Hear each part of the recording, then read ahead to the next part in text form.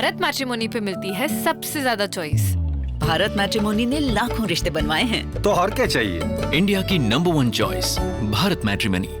कमजोर वैश्विक संकेतों और अमेरिकी केंद्रीय बैंक फेडरल रिजर्व के सख्त रुख के बीच मंगलवार को कीमती धातुओं के बाजार में बड़ी गिरावट देखने को मिली है। राजधानी दिल्ली सराफा बाजार में सोने की कीमत 1200 प्रति 10 ग्राम लुढ़क गई है, जबकि चांदी की दरों में 250 प्रति किलोग्राम की भारी गिरावट दर्ज की गई है। 99.5% शुद्धता वाली इस बहुमूल्य धातु की कीमत 1200 रुपए की गिरावट के साथ 1,23,500 रुपए प्रति 10 ग्राम पर आ गई है।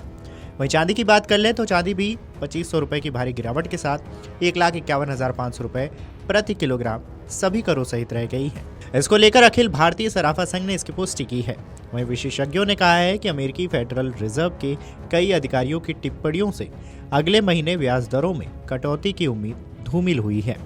सोना चांदी की गिरावट के पीछे सबसे बड़ा कारण अमेरिकी फेडरल रिजर्व के अधिकारियों का कड़ा रुख माना जा रहा है।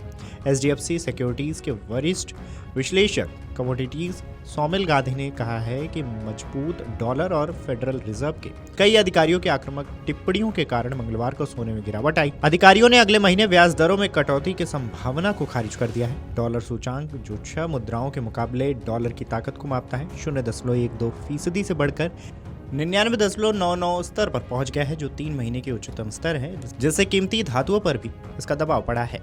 विदेशी बाजारों में सोना हाजिर $7.84 या फिर 0.2% से गिरकर 3993.65 डॉलर प्रति औंस पर आ गया है, जबकि चांदी लगभग 1% से गिरकर 47.73 डॉलर प्रति औंस पर आ गई है।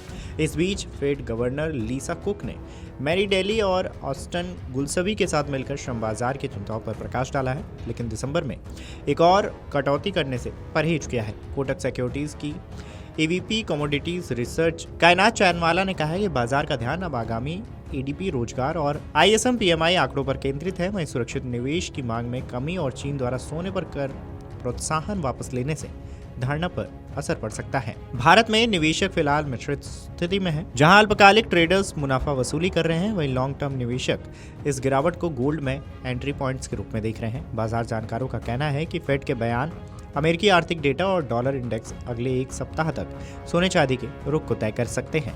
वैश्विक बाजार से मिले कमजोर संकेत और फेडरल रिजर्व की सख्त मौद्रिक नीति ने एक बार फिर कीमती धातुओं की चमक ऐसे में फीकी की है, जहां अल्पकालिक दबाव से सोने चांदी की कीमतों में गिरावट दिख रही है। वहीं दीर्घकाल में विशेषज्ञ मानते हैं कि आर्थिक अनिश्चितता, इन्फ्लेशन और जियोपॉलिटिकल जोखिम सोने को फिर से एक सुरक्षित निवेश विकल्प बना देंगे।